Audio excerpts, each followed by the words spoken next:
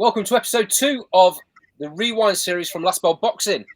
As you can see on the caption, we're going straight into the rematch, Eubank v Benn 2.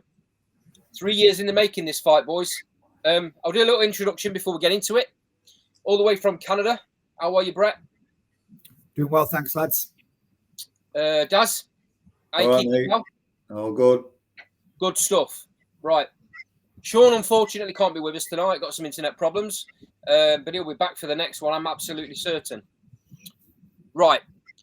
Same as last time, mate. I'll do a little bit of background of what happened for the two fighters between the two fights.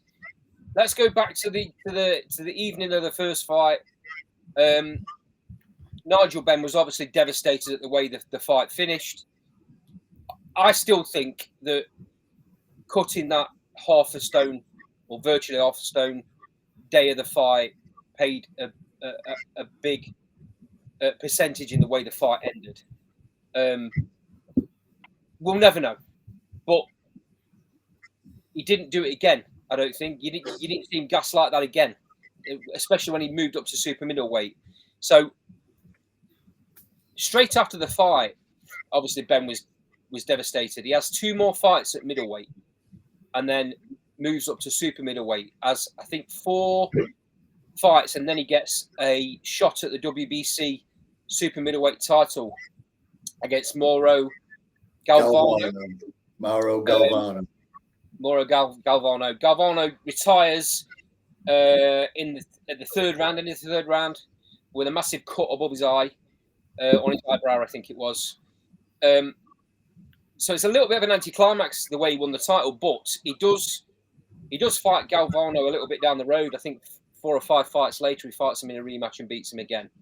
Benn actually has, between 1990 and 1993, when the rematch is, Benn actually has 10 fights, and stops every one apart from 2 of those fighters. So Benn's still on this amazing knockout percentage ratio. Obviously, the extra weight, the extra half stones, helped him out no end. Whereas Eubank goes on a completely different path. He has 3 more fights at middleweight.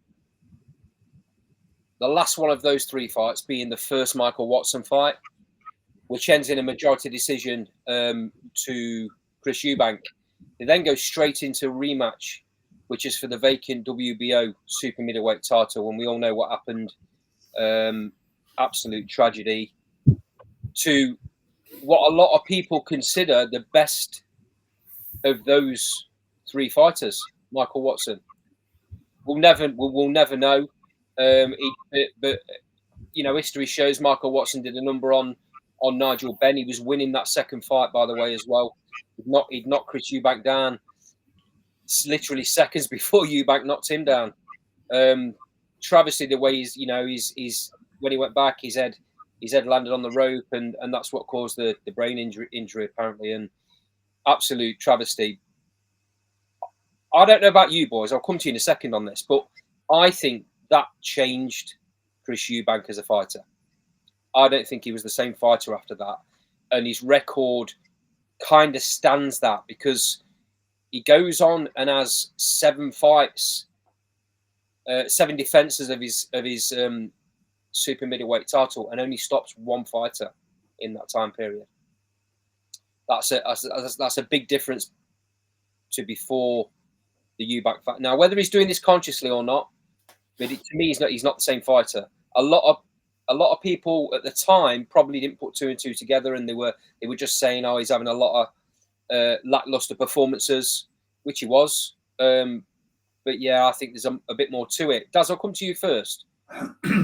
What's your thoughts on that? He's a human being. Yeah, it affected him. You could see it. There's a program, like a talk show, I think, where he's on it with Michael Watson, and he just breaks down, says, "I'm so sorry," you know. Yeah, it affected him. You know, it was a devastating puncher. You know, he had an iron chin. He was super fit. You could see not, in them fights after Watson, you could see it, and then he was hardly throwing punches v Benn in the second fight. Just one shot sometimes, and then I think it came to an end when he fought Collins, and Collins pulled the hypnotized stroke on him. The first thing Eubank said was, I'm not going to be able to stop him. I'm going to have to hurt him, and that said it all. He didn't want to hurt anyone. I mean, what happened to Michael was tragic. Yeah. And it were a crazy ending to a fight, because I know many think that Watson won the first fight as well. I think Eubank got that on a majority decision. Yeah, right? Yeah, many think Watson should have got that. I mean, it was way ahead in the second fight, and then he seemed to. Well, I mean, he dropped Eubank, and then I don't know where Chris got that uppercut from. Did Michael switch off a little bit? Maybe. But it was definitely a desperation shot. And the damage was done. But the damage was also done to Chris as well that night. Right. You've heard what Daz said. You've heard my little intro. What's your thoughts on that whole situation? Yeah, I think you both summed it up to what we're about to get into the nitty-gritty of the fight. But the reality is, from my memory of growing up watching Eubank after that fight, is that, I mean, even watching his fight back, when he wants to, he's superior boxing skills. You talk about, what Benn had and was spiteful and nasty, but then you look, and when he's on it, he's beautiful boxing skills with a little bit of spite behind it. But after that fight, I always felt like he got to a point where he had, like you just said there, Daz, he's a human being at the end of the day. He's seen what's gone off there. He had him backed up at the ropes and almost looked at the referee to just not concussively get him out there, do enough for the referee to or the corners to wave it off. So, look, obviously we're going to get into it now, and I feel like that was a major factor in this fight. Yeah, I don't disagree with you one little bit there, mate. So let's get into it. October the 9th, 1993, almost 3 years, bar a couple of months to the first fight. Eubank was very clever at the end of that first fight, because he was playing a little bit with Nigel Benn, playing mentally with Nigel Benn, because he wouldn't give him the rematch straight away. He'd come out in the media and say he's going to make him wait, and he knew exactly what he was doing. What happens though is they both end up signing with Barry, which makes the fight easier to make, and that's the way it pans out. This ends up being a massive stadium fight at Old Trafford, with star-studded guests lined up watching, and all the way from the States, Michael Nunn ringside, hoping to get the winner, which we all know didn't happen. So let's get onto it straight away. My first initial thoughts on this, boys, and we'll go straight into round one. My first initial thoughts is this fight has nowhere near the same pace as that first fight. Eubank comes out and kind of takes centre of the ring, which surprised me when I watched it. I thought, he'd go back to his boxing skills, and he did a little bit later in the fight, as we'll talk about. Benn straight away, though, Brett, starts investing in the body shots. Yeah, almost like he knew he had success in the first fight with that. Yeah. And again, as we move on, he's penalised for a low blow, because a lot of them shots were a bit wild. One thing I was struggling a little bit, and you lot might tell me that was just basically how he liked to be defensive, was that the weird like tuck of Benn's head down, and the walk in. Defensively, I thought that was a bit strange and a bit off, because he wasn't necessarily looking at his shots. I know he's probably looking for the winging one over the top, but Eubank was cute enough to just tap him as he was coming in.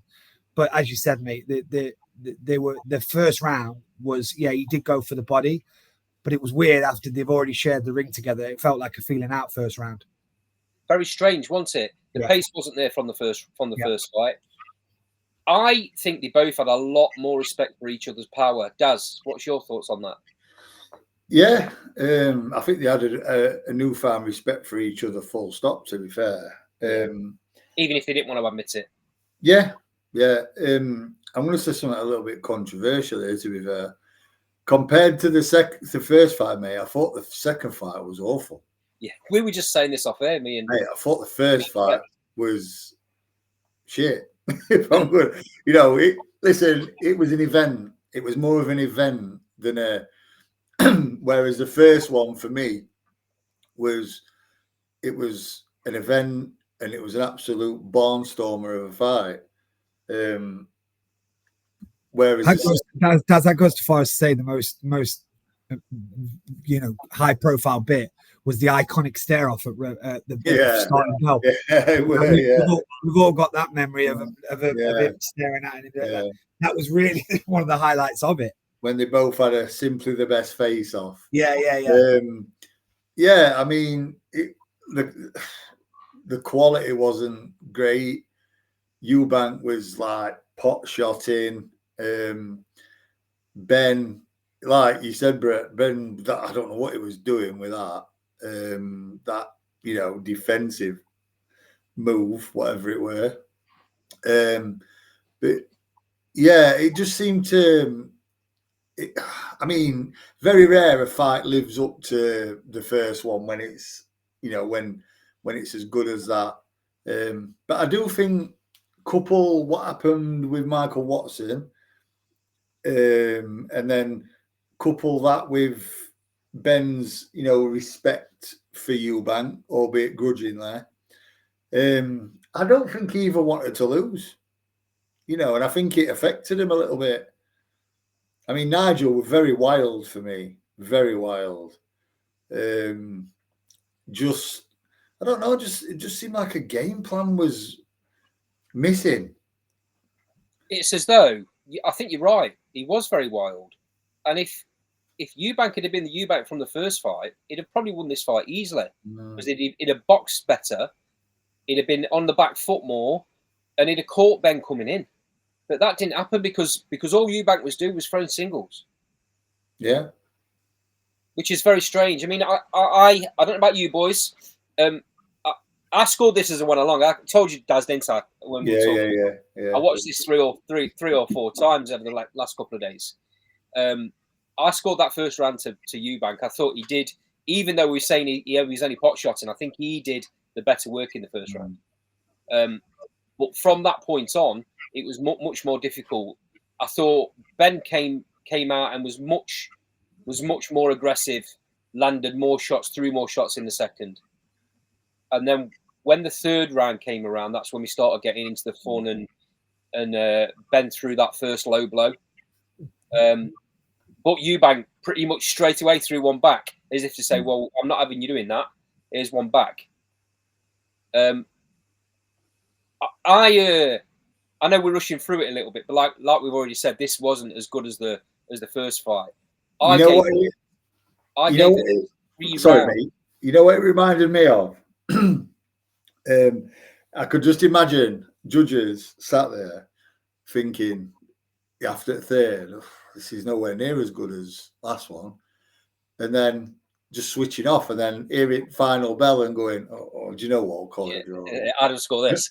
Yeah, I'll call it a draw." Yeah, I mean, I'll read the scorecards out at the end, the official scorecards. But I gave second, third, and fourth round to Benn because Eubank didn't do anything.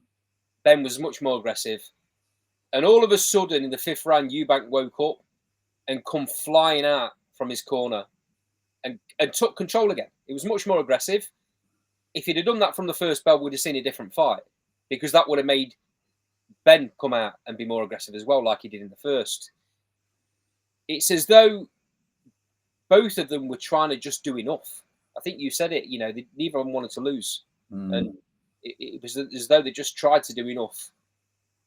in those rounds that I gave to Ben, there was a couple more low blows, and Larry O'Connell kept warning him, and I think I gave, because of our quick Eubank came out in the 5th, I gave him that 5th round. Jump in, boys, when you think I'm talking a load of rubbish here. No, I'll be honest with you. I've watched it. I've watched it 3 times today, and first time I was trying to score it round by round, and then there were so many rounds in it that were like, I know what you're going to say. How did I score that? Because I don't like giving even rounds. And there were so many rounds that I thought, who won that? And then you think, so I watched it again another couple of times and thought, I'm just going to go on what I'm watching here, and instead of, and I just made little notes in my head and said, yeah, I think that were a Benn round, I think that were a Eubank round and stuff. But then you still get to rounds where you think, a tough one. And you know what? I think when I watched it originally, I was probably a bit naive in boxing. And, I was I'm a fan of both, but I think I had it to Ben. But do you know what? I can see how they found a draw in it. I really can. From what I've seen. I was saying to Brett before we came on here, I watched it a few times like you. I scored 1, 2, 3 rounds even because I just couldn't split them. It was a lot of messy rounds in this fight. I scored 3 rounds even, and then the round 6, which I was just about to come to, where Ben gets that point taken off. I scored that an even round as well because I thought Ben won the round. And then he got the point took off, which made it 9-9. Sorry, Brett. It's okay, mate. The mad thing is with that is, if you're winning a round and you get knocked down, it's 10-8 against you. Yeah. I mean, so really, if he had the point off, it's got to be 10-8 against him. Shouldn't be. Yeah, it should be. I agree, but that's not the way it works when you get a point taken off, is it? No. So it made it, for me anyway, it made it 9-9. Yeah. Brett, how are you seeing that first 6 rounds the way I've just gone through? Yeah, I'll just pull it up here. So at 6, I had it. 6th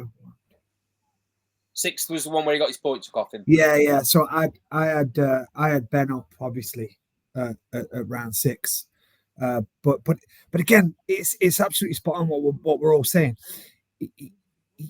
I'm trying my best not to do 10-10s, and it's difficult because you couldn't. Some of those rounds, you have to be an absolute. You'd have to be AI to figure out who won it. Yeah. Because it's just so difficult to score, and it all depends what you like. I mean, you have to try and take the emotion out of it as well. I was a Ben fan. So am I leaning more towards him because I like his aggression? But then I also, after we've started this series, going back and watching Eubank, pre these wars, I feel like he had a bit of everything. Like he was probably underappreciated because of his personality and his media status. But when you look at the two and you try and when Eubank's having success, he was classier and Ben was a brawler, and it's just it all depends what you like. I mean, I'll be honest, what Daz said there, I'm going into that last round going, well, if Eubank nicks this, I've got it a draw. Right. And then I've completely sat on the fence. I've gone 10-10 in the last round. And so which has made Ben win it by 1 round. 10-10 for the last as well, by the way. So it's just, I mean, watching that first one and when seeing them both come out of the ring, battered and bruised, and Ben stormed out the ring in a tantrum. Eubank was far more eloquent in the way he spoke. He had all his wits about him, and the one thing I'll ask, and probably sorry if I'm skipping forward, Andy, but one thing I'll ask, just from my knowledge, because I hadn't had time to research, why was there never a third fight? So here's my understanding. they were both signed to. I might have this wrong. So comments in the sidebar afterwards if I've got this wrong, and I'll correct it on the next episode. My understanding is they were both signed to Barry Hearn for this fight. There was meant to be a deal done where the winner fought Michael Nunn straight after. That didn't happen. And I think Frank Warren makes a comment on one of the documentaries that Barry Hearn did him badly over that. And I think he let them both out the contracts and they both went off and did their own thing. I might be wrong. No, I think you're right, mate, because I know Ben McClellan was promoted a joint. It was Warren and Don King, I think. Right, and that was I think 3 fights later for Ben, or something like that. Yeah, so I think they did Michael Nunn a little bit bad there. I mean, I would have loved to have seen either of them fight Michael Nunn. It would have been a great fight. He was a proper class fighter, wasn't he? Do you know what, lads? We've absolutely. I mean, I was talking about Michael Nunn not too long ago with Crawford Ashley, who light heavyweight from Leeds, who fought Michael Nunn. Yeah, he said, top draw. But do you know what? Going over these fights is like sort of saddened me a little bit, because look at the fights we've missed out on. Chuck James Toney in the mix, Michael Nunn in the mix, Roy Jones Jr. in the mix, Eubank, Benn. It was at a time it was a time that's when fights weren't getting made between Americans and British fighters. Yeah, I mean, look at them fights. I mean,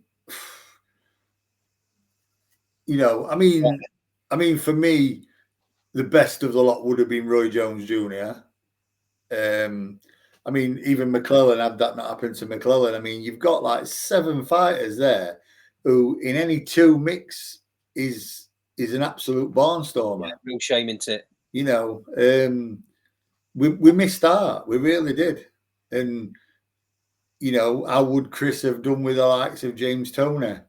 Well, this is it. I mean, the problem is we've spoke about this, about how he was a changed fighter after the Michael Watson situation. He probably wouldn't have fared very well against these Americans. No, not that version of Chris. No. I don't think. I'll tell you what, though, the Nigel that beat McClellan. Listen, I rate Roy Jones as I know we're going a bit off light, but I rate Roy Jones as the best. But I mean, that Nigel was superhuman that night. Yeah, we can. I don't know whether we'll cover that particular fight, but we'll see whether we do or not. But he just wasn't going to be stopped that night. Clearly, crazy. Stopped. We digress. Let's get back on. Yeah, the thing is though, mate, when you talk about Benn and Eubank, they've gone together. Really. Yeah, absolutely. There could have been so much more that they were involved in. As Brett said as well, why did that fight not happen? It's crazy. I mean, Eubank was saying straight after the fight, "Why, let's make it happen." Well, I mean, I don't know whether it was down. You know what? Thinking about it again, comments in the side afterwards. I don't know whether it was down to Nigel just going, "I'm not having it." Yeah, because he stormed out, didn't he? He didn't do the post-fight fight. It was down to Jimmy Tibbs to stand in for him. He didn't talk to the media after. He didn't talk to the channel. He went because he thought he got robbed from the scorecards. Speaking of which, we'll skip the some of the other rounds, lads, because I think we're pretty much scoring it the same. The official scorecards were